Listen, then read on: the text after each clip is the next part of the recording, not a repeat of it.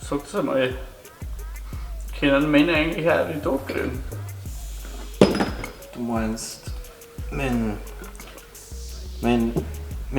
Minestrone? Ja, den Frauenscheiß halt.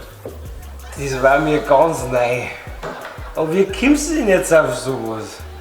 Ja, weil ich mit der Gesamtsituation einfach total unzufrieden bin. Ich kann jeden Scheißdreck als Lehren anfangen. Da kann ich dich beruhigen. Du bist einfach nur sternhagelvoll.